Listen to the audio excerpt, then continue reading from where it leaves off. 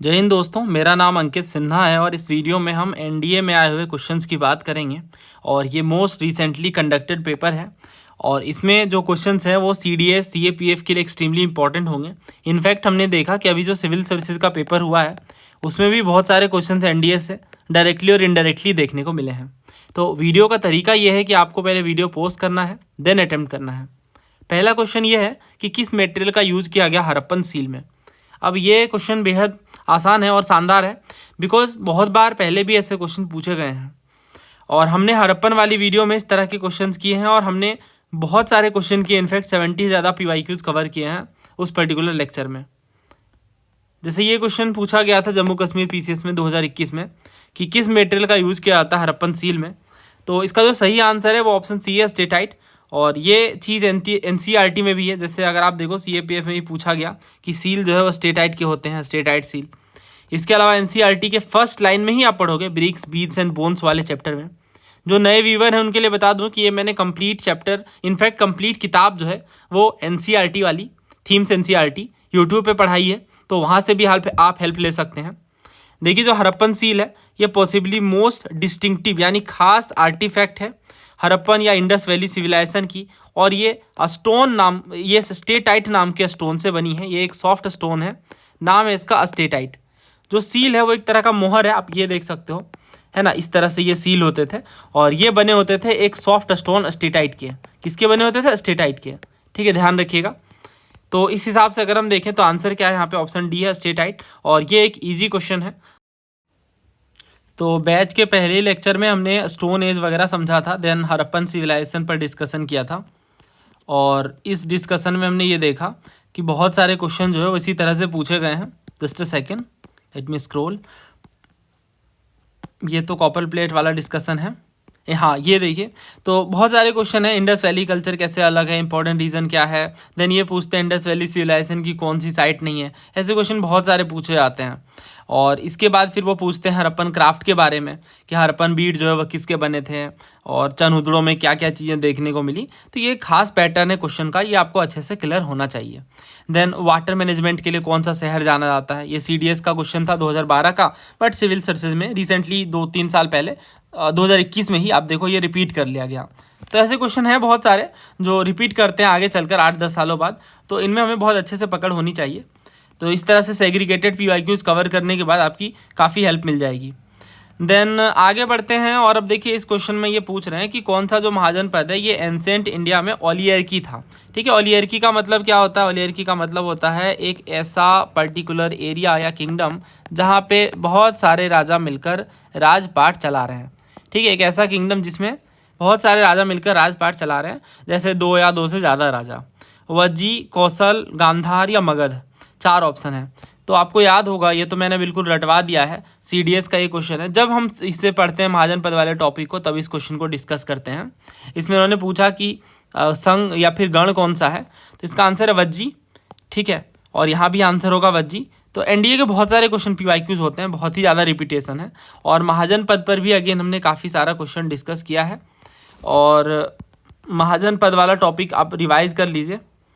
ये देखिए महाजनपद पर जब हमने डिस्कशन किया था उसी टाइम पे सारे क्वेश्चन हमने साथ में ही देखे थे। जस्ट अ सेकेंड, हाँ, एनडीए का ही डिस्कशन किया था उस टाइम हमने।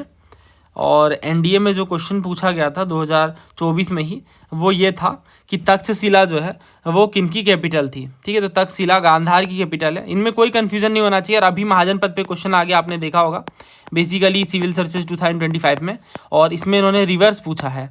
तो ऐसे क्वेश्चन रिपीट कर रहे हैं डेफिनेटली। फिर तक्षशिला शहर की बात इन्होंने की है। फिर आगे चल कर के आप देखो इन्होंने पूछा कि कौन सा लिस्टेड नहीं है महाजनपद में। देन कौन सा गण या फिर संघ था ओलियर्की, तो ये वज्जी था। मत्स्य महाजनपद कहाँ लोकेटेड है। देन एंशिएंट इंडिया महाजनपद के बारे में कौन सी बात सही है। तो इस तरह से फिर साउथ नॉर्थ भी लगाने के लिए पूछा गया है रिसेंटली सीबीआई के पेपर में। और जम्मू कश्मीर पीसीएस में पूछा गया कैपिटल के साथ। तो ऐसे क्वेश्चन रिपीट कर रहे हैं और अलग अलग तरीके से पूछे जा रहे हैं, है ना। तो इनमें बहुत अच्छे से पकड़ होनी चाहिए, मैप में खास तौर से। हाँ, ये देखिए किस रिवर के जो है विसिनिटी में महिष्मती लोकेटेड है, तो नर्मदा रिवर के विसिनिटी में। तो रिवर के साथ भी एसोसिएट करके पढ़ना ज़रूरी हो जाता है। ऑल राइट, नाउ आगे बढ़ते हैं। तो इसका आंसर आप समझ गए होंगे, बेहद आसान है, इसमें कुछ ज़्यादा एक्सप्लेन करने को है नहीं। देन नेक्स्ट जो क्वेश्चन है उसमें पूछ रहे हैं कि कौन सा जो स्कल्पचर है वो सांची स्तूप में पाया गया और ये डायरेक्टली इंस्पायर नहीं है बाय बुद्धिस्ट आइडिया। नोट पे फोकस करना है। एम्प्टी सीट, साल भंजिका, ट्री और व्हील, ये 4 ऑप्शन है हमारे पास। और थीम एनसीईआरटी से ये पर्टिकुलर चीज़ है thinker, belief and building. Again ये भी मैंने पूरा पढ़ाया है यूट्यूब पे।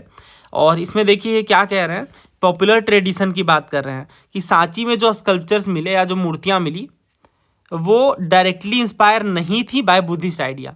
ये बहुत ही खास बात है। आप समझो सांची में जो बहुत फेमस है सांची स्तूप के लिए, वहाँ पे कुछ और स्कल्पचर्स भी मिले हैं जो बुद्धिस्ट ट्रेडिशन से डायरेक्टली इंस्पायर्ड नहीं है।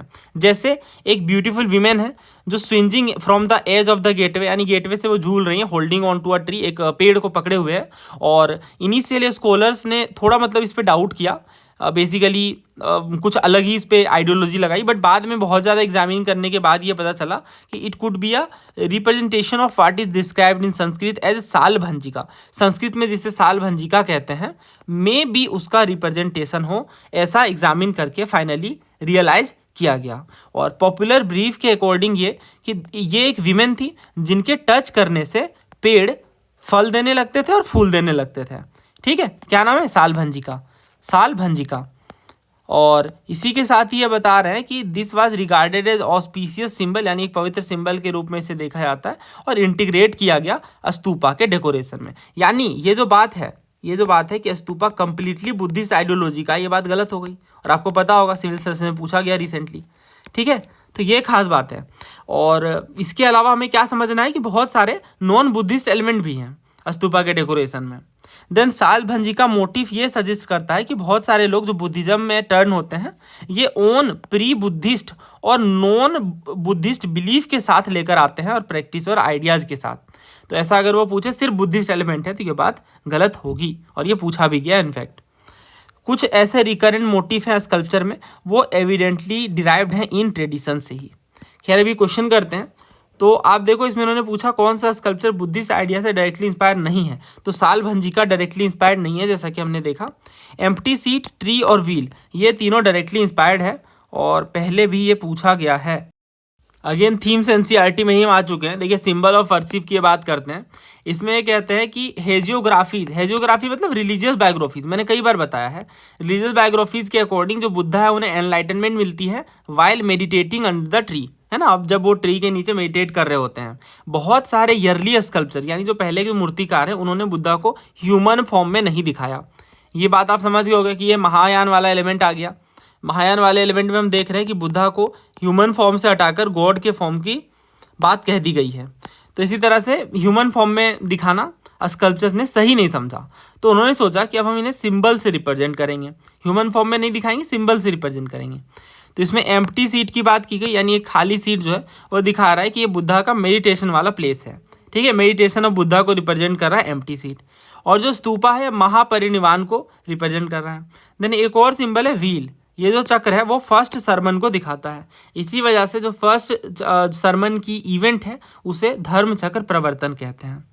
और पहला जो सरमन है बुद्धा का वो सारनाथ में उन्होंने दिया था, यानी पहला उपदेश। समझ आ रही है चीज़ें? तो अगर इस तरह से बात है, दैट मीन्स ये जो पहला कह रहे हैं कि एम्प्टी सीट, अभी हमने पढ़ा एम्प्टी सीट क्या रिप्रेजेंट कर रहा है बुद्धा के मेडिटेशन को, देन ट्री क्या रिप्रेजेंट कर रहा है, और व्हील, ये तीनों ही जुड़ा हुआ है बुद्धिस्ट आइडिया से, बट साल भंजिका नॉन बुद्धिस्ट एलिमेंट है। वैसे ये क्वेश्चन पूछा भी गया था एनडीए में ही, तो एनडीए के क्वेश्चन एनडीए में ही रिपीट कर लिए जा रहे हैं, इनफैक्ट सीडीएस वाले भी। तो इसमें कह रहे हैं ईयरली स्कल्पचर्स ने बुद्धा को किन रूपों में दिखाया, ह्यूमन फॉर्म में दिखाने की बजाय। तो एम्प्टी सीट है और स्तूपा है और व्हील वगैरह भी है ना। तो आंसर जो है उसका ऑप्शन डी है। एम्प्टी सीट है, व्हील है, ट्री है और स्तूपा है। ये 4 चीज़ों के साथ रिप्रेजेंट किया गया। फिर से आप देख लीजिए, ये देखिए एम्प्टी सीट है, स्तूपा है, व्हील है, और इनफैक्ट उन्होंने आगे बताया for instance the tree does not stand, है ना। इसमें वही बात है कि as it obvious such sculptures can not be understood literally, है ना। फॉर एग्जाम्पल जो ट्री है वो स्टैंड कर रहा है, डायरेक्टली ट्री को नहीं बल्कि ये रिप्रेजेंट कर रहा है। ये देखिए does not simply for a tree but symbolises an event in the life of Buddha. तो ये जो ट्री है ये असल में ट्री नहीं है, बल्कि ये एक रिप्रेजेंटेशन है बुद्धा के लाइफ के इवेंट का। और इन सिंबल्स को समझने के लिए हिस्टोरियंस ने पहले फेमिलराइज किया खुद को उन ट्रेडिशंस के साथ जिनसे ये वर्क निकल कर आए हैं। बिकॉज अदरवाइज आप कैसे समझोगे, अब ये खाली सीट है, एम्प्टी सीट है, ठीक है, बहुत बार ये स्कल्पचर्स में यूज किया गया। अब ये बुद्धा के लाइफ से कैसे एसोसिएटेड है, तो ये बुद्धा के मेडिटेशन से एसोसिएटेड है। तो ये बात है, ये लॉजिक है। देन 4 चीज़ें हैं यहाँ पे, एम्प्टी सीट है यानी खाली सीट है, स्तूपा है, व्हील है और ट्री है। देन हाँ ये क्वेश्चन हो गया, तो एम्प्टी सीट, व्हील, ट्री और स्तूपा। देन इसके बाद ये क्वेश्चन देखिए, बड़ा ही ये शानदार क्वेश्चन था, CDS में पूछा गया 2022 में।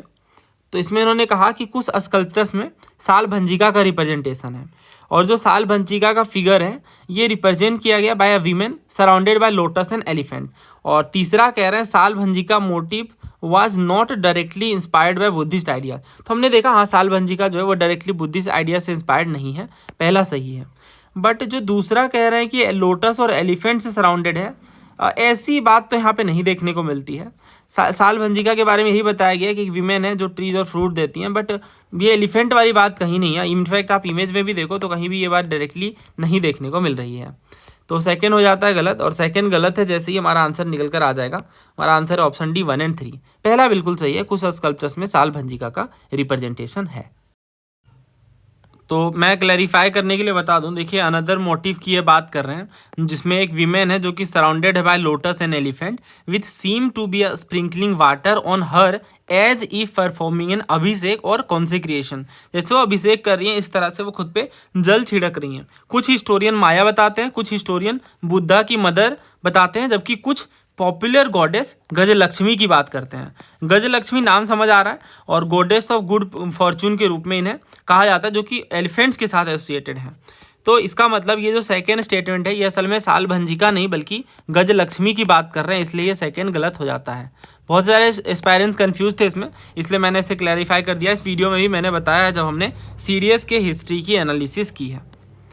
ऑलराइट, आगे बढ़ते हैं। अगला क्वेश्चन देखिए, in British India which among the following acts permitted detention without trial for up to 2 year. 2 साल तक बिना किसी ट्रायल के डिटेन करके रखा जा सकता था।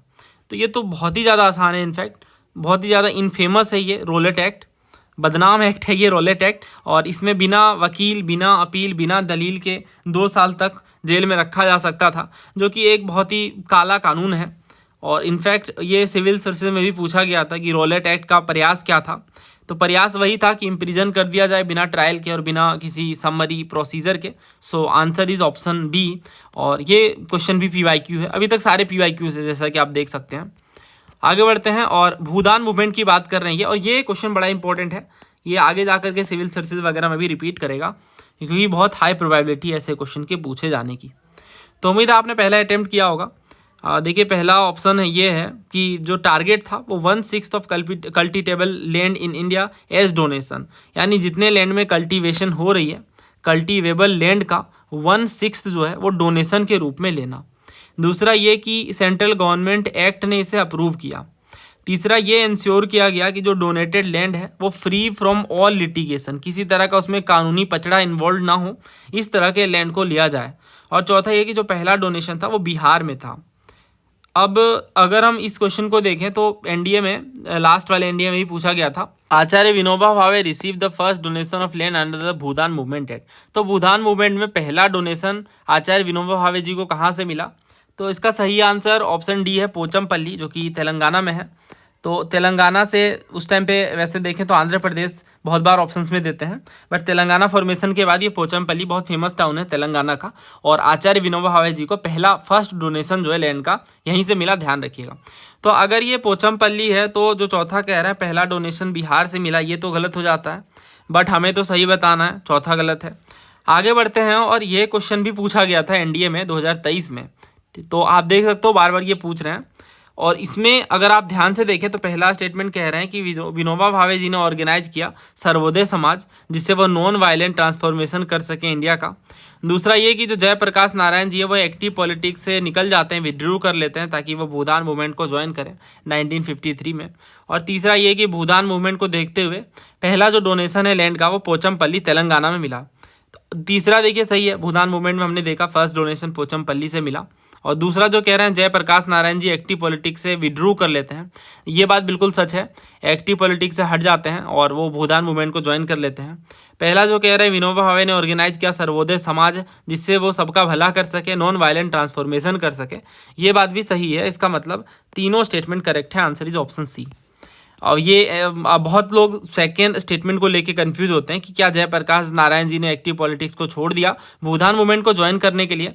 तो ये आप पढ़ सकते हो, बहुत सारे बुक में कवर्ड है, इंक्लूडिंग ये स्पेक्ट्रम वगैरह में भी आप देख सकते हो। लोहिया और जो उनका ग्रुप है वो पीएसपी को छोड़ देता है 1955 में, और आचार्य नरेंद्र देव जी की डेथ हो जाती है 1956 में, और जयप्रकाश नारायण जी 1954 में ही अनाउंस कर देते हैं कि वो भूदान को अपना लाइफ डेडिकेट करेंगे।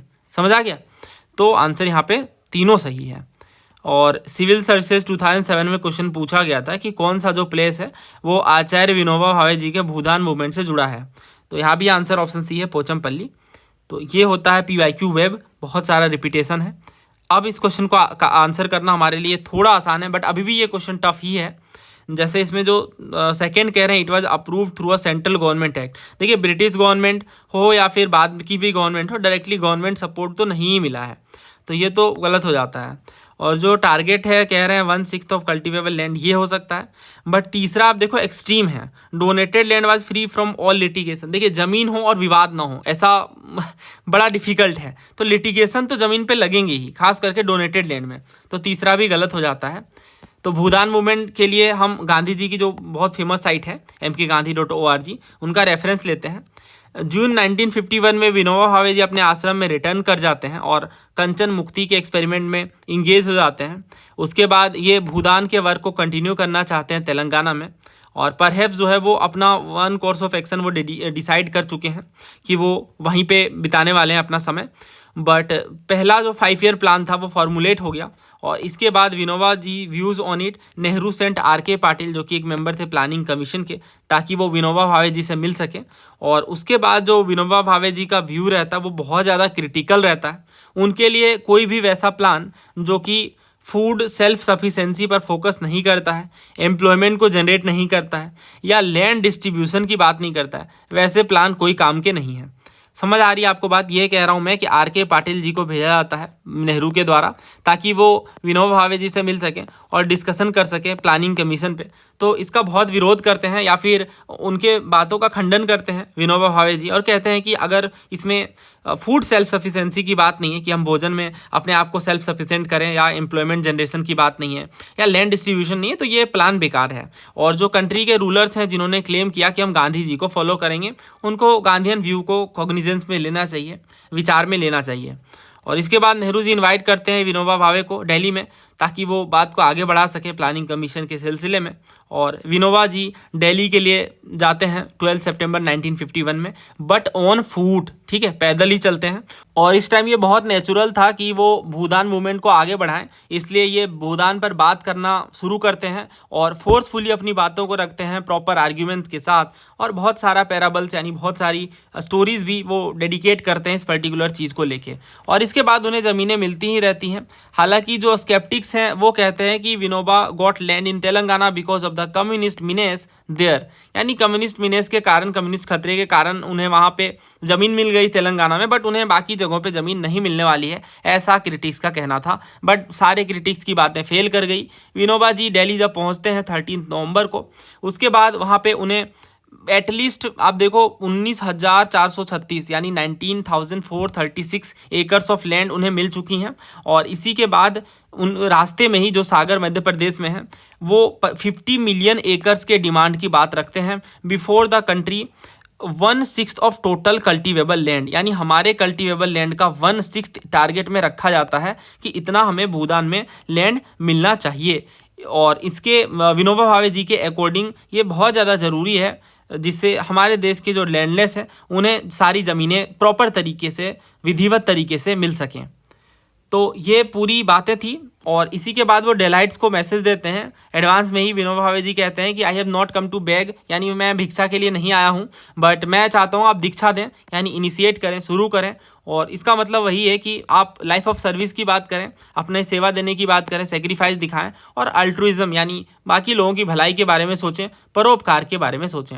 और मॉडर्न थिंकिंग की भी ये बात करते हैं।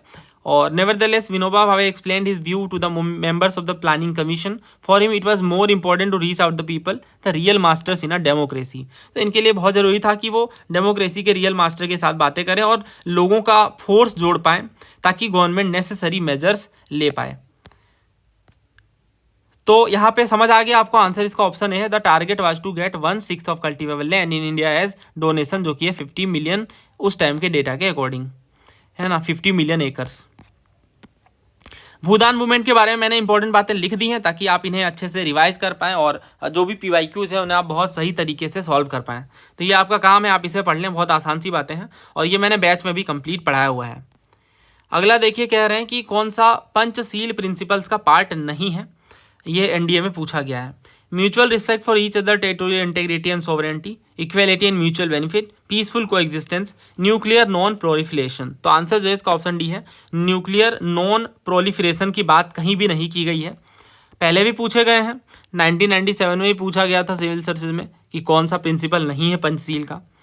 तो देखिए पंचशील का प्रिंसिपल क्या है, mutual coexistence discussed upon here, जिसमें पहला पॉइंट ये है कि म्यूचुअल रिस्पेक्ट की जाएगी एक दूसरे के टेरिटोरियल इंटेग्रिटी की, यानी सीमा की, और सोवरेनिटी की। देन म्यूचुअल नॉन इंटरफेरेंस होगा एक दूसरे की इंटरनल अफेयर्स में, यानी आपसी मुद्दे में वो इंटरफेयर नहीं करेंगे। तीसरा, इक्वल और म्यूचुअल बेनिफिट देखने को मिलेगा, working relationship. Mutual non aggression होगा, एक दूसरे को एग्रेशन नहीं दिखाएंगे। और पीसफुल को एग्जिस्टेंस की बात की गई, 1954 में ये पंचशील प्रिंसिपल देखने को मिलता है। तो यहाँ पे जो ऑप्शंस हैं उनमें म्यूचुअल रिस्पेक्ट की बात है, इक्वेलिटी एंड म्यूचुअल बेनिफिट की बात है, पीसफुल को एग्जिस्टेंस की बात है, बट न्यूक्लियर नॉन प्रोलिफरेशन की बात कहीं भी नहीं है।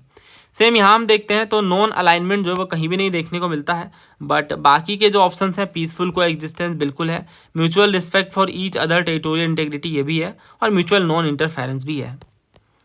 देन CDS में पूछा गया 2015 में ही कि कौन सा प्रिंसिपल नहीं है पंचशील का।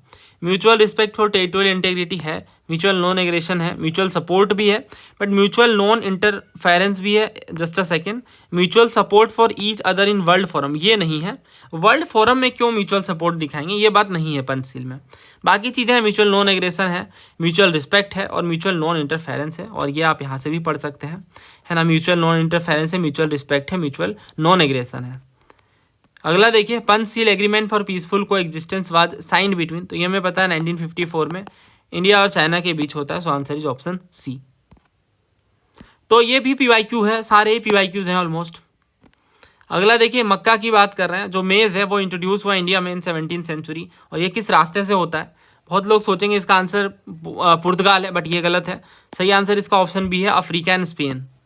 थीम्स NCERT आप पढ़ोगे, यहाँ पे इन्होंने अगेन बात की है अबंडेंस ऑफ क्रॉप की, और इसमें बताया गया है 2 फसला मिनिमम प्रोड्यूस किया जाता था, यानी इंडिया काफ़ी सेल्फ सफिशिएंट था। ऐसे ही तो सोने की चिड़िया नहीं कहा गया है ना, वास्तव में सोने की चिड़िया थी। बाकी देश जहाँ स्ट्रगल कर रहे थे 2 जून की रोटी के लिए, वहाँ पे हमारे देश में काफ़ी सेल्फ सफिशिएंट अनाज होते थे। तो इसमें हम पढ़ते हैं कि जो फोकस था कल्टीवेशन का वो बेसिक स्टेपल्स पे था। इसका मतलब ये नहीं कि सिर्फ और सिर्फ सब्सिस्टेंस की बात है, सिर्फ जान बचाने के लिए हम भोजन नहीं उगा रहे हैं। और हम देखते हैं बहुत सारे अलग अलग तरह के क्रॉप्स भी इंडिया में इस टाइम पे देखने को मिलते हैं। जैसे एक तो जिनसे कामिल है, जिनसे कामिल का मतलब होता है परफेक्ट क्रॉप्स, ठीक है, परफेक्ट क्रॉप्स होते हैं। और मुगल स्टेट इनकरेज करते हैं पीजेंट्स को कि बाकी दूसरे क्रॉप भी वो उगाएं जिससे ज़्यादा रेवेन्यू आए। जैसे कॉटन और शुगर केन जो है वो जिनसे कामिल पर एक्सेलेंस थे। जिनसे कामिल का मतलब वही है कि ये बेस्ट हैं बिल्कुल, और ये परफेक्ट क्रॉप्स हैं कॉटन, शुगर केन वगैरह। कॉटन जो है वो बहुत बड़े एरिया में ग्रो किया जाता था, और जबकि बंगाल है वो बहुत फेमस था शुगर के लिए, जबकि कॉटन के लिए डेक्कन प्लेटू और सेंट्रल इंडिया वाला रीजन है। जो केएस क्रॉप हैं इनमें बहुत सारे ऑयल सीड्स वगैरह भी इंक्लूडेड हैं, जैसे मस्टर्ड वगैरह, लेंटिल्स वगैरह। और इस तरह से वो दिखाते हैं किस तरह से सब्सिस्टेंस और कमर्शियल प्रोडक्शन दोनों ही आपस में जुड़े हुए थे।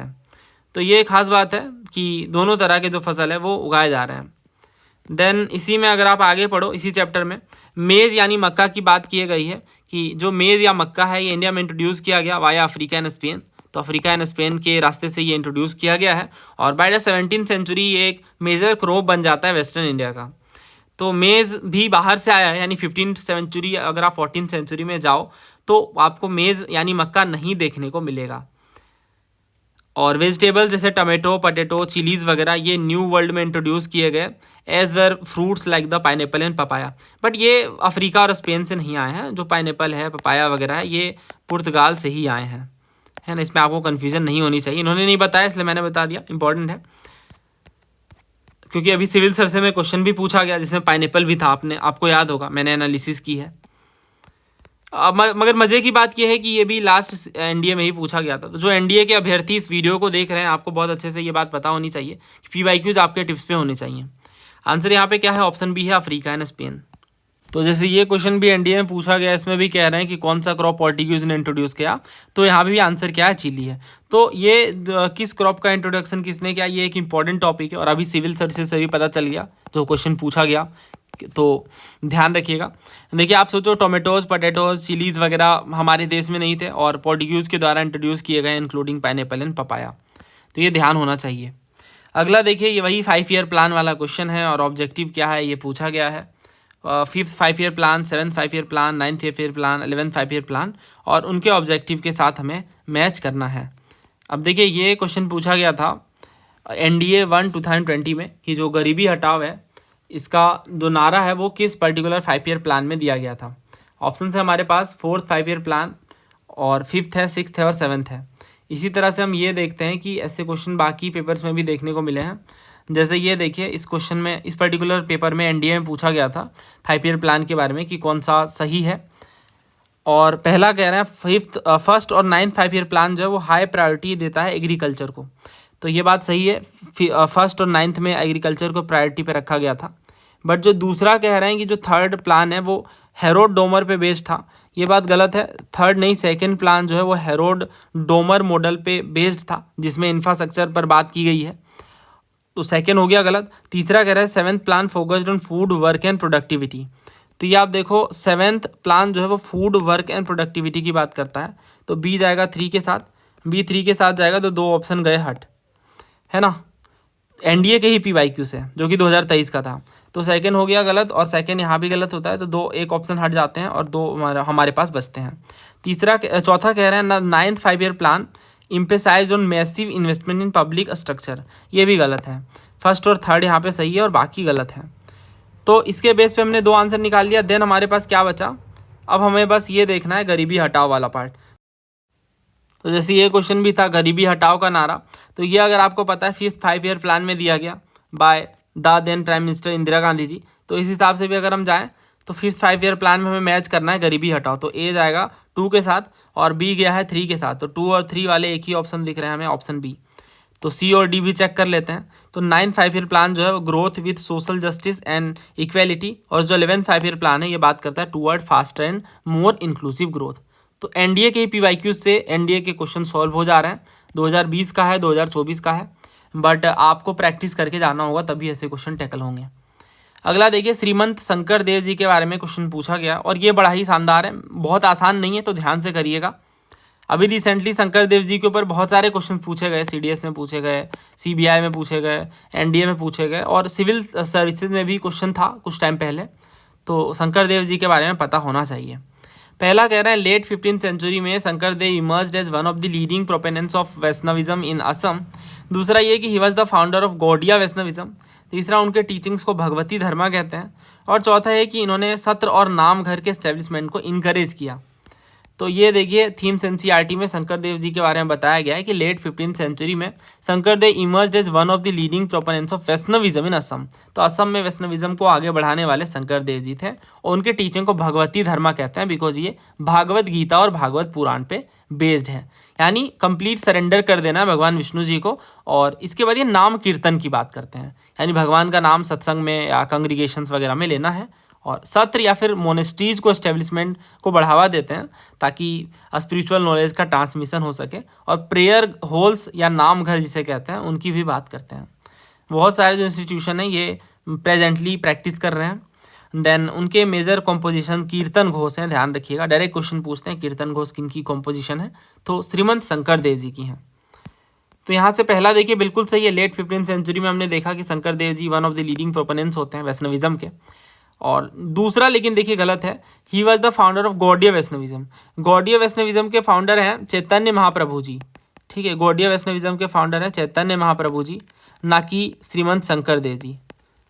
तो सेकंड हो गया गलत, और अगर सेकंड गलत है तो हमारा आंसर निकल कर आ रहा है ऑप्शन सी 1, 3 और 4। उनके टीचिंग्स को भागवती धर्मा कहते हैं और ये सत्र और नामघर की बात करते हैं। तो ये दो स्टेटमेंट्स भी बिल्कुल सही है। देन इसमें इन्होंने पूछा था सीबीआई में कि शंकर देव जी के बारे में कौन सी बात सही नहीं है।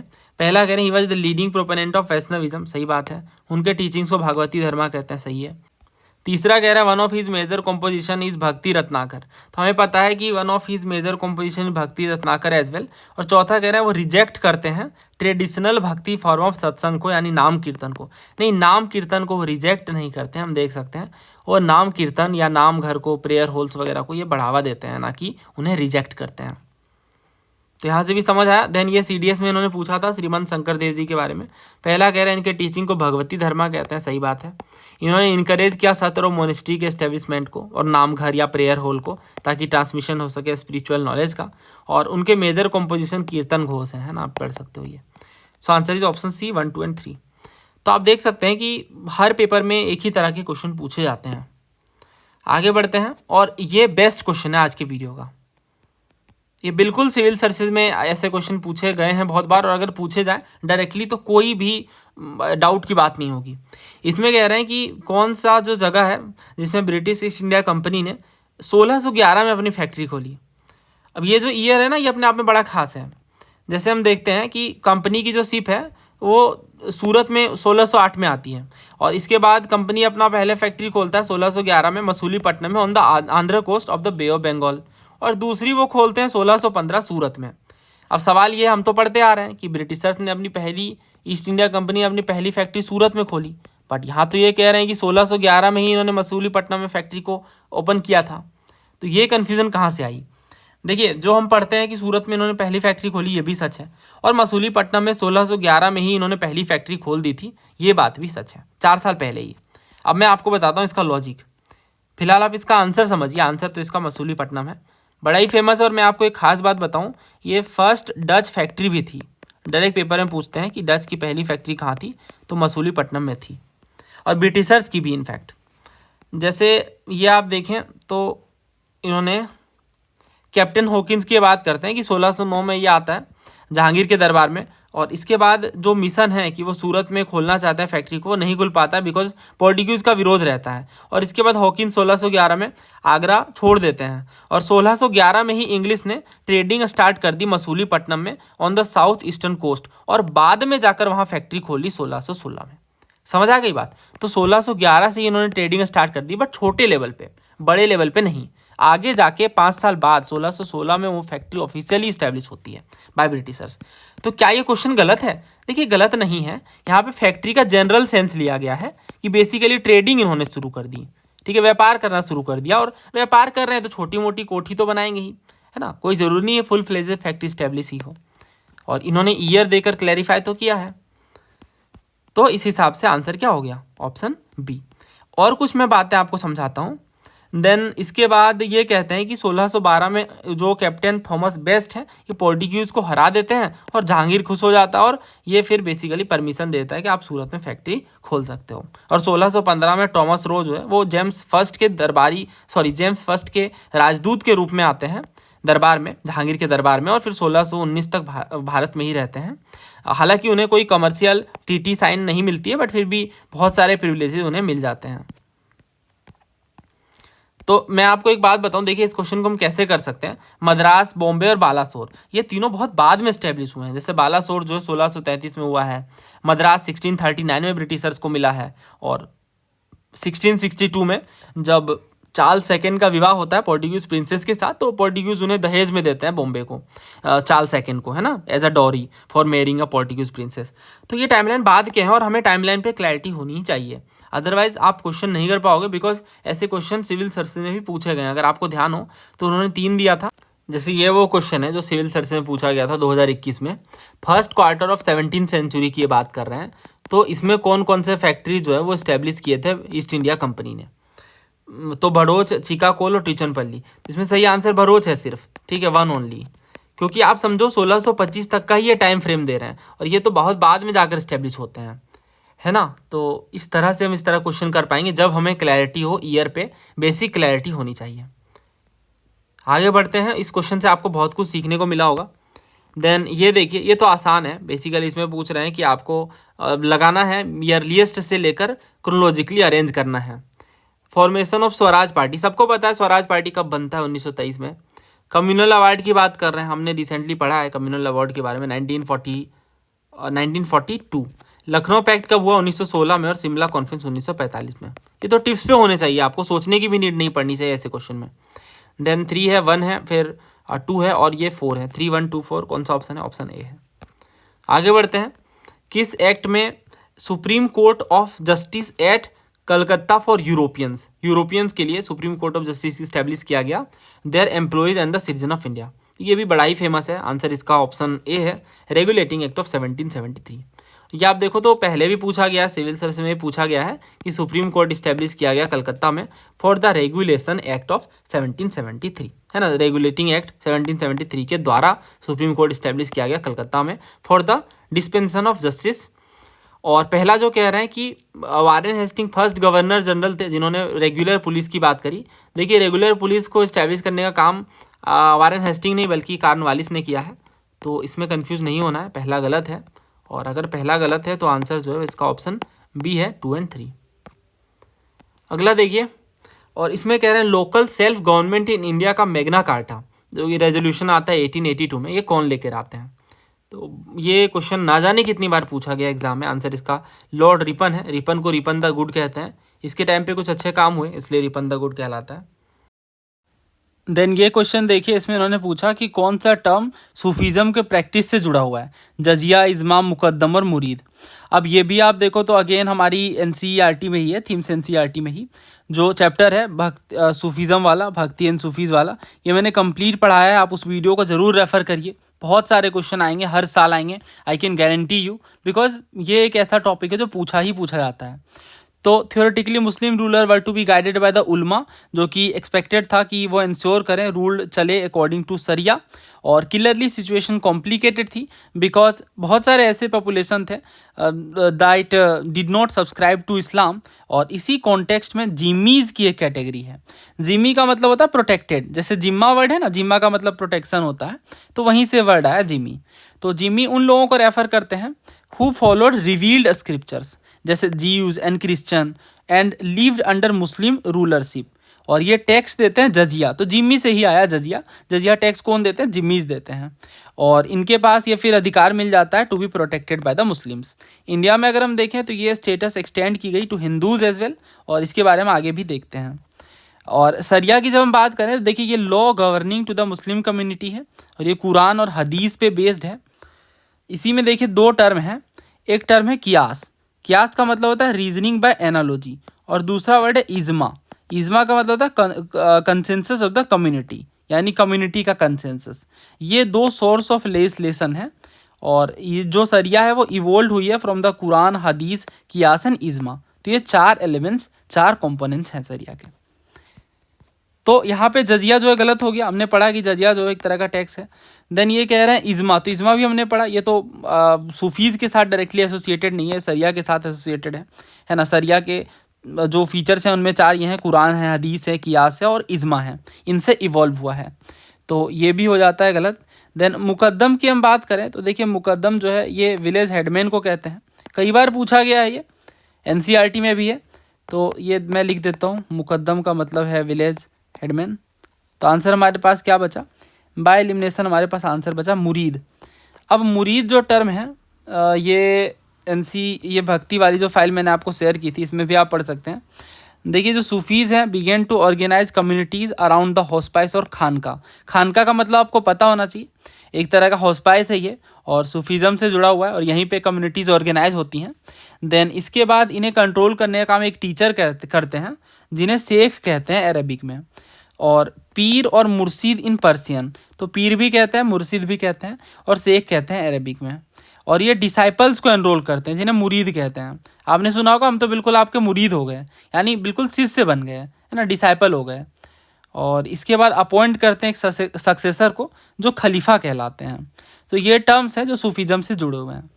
तो आपको बहुत ही अच्छे से पता होना चाहिए खानका का मतलब क्या है, उसके बाद पीर का मतलब क्या है, मुर्शिद का मतलब क्या है। इन टर्म्स में क्लैरिटी होनी चाहिए, बिकॉज सूफीज़म में जो टर्म्स हैं वे बहुत इंपॉर्टेंट हैं। अब आपका काम ये है कि आप मुझे कमेंट करके बताएंगे कि तसव्वुफ़ का मतलब क्या होता है। ये भी पूछा गया, PYQ है। और इस तरह से हमने इन क्वेश्चंस को डिस्कस कर लिया है। सारे हिस्ट्री के क्वेश्चंस PYQs हैं। उम्मीद है आपको इस वीडियो से क्लैरिटी मिली होगी। जल्दी मिलते हैं नए वीडियो में। धन्यवाद। जय हिंद।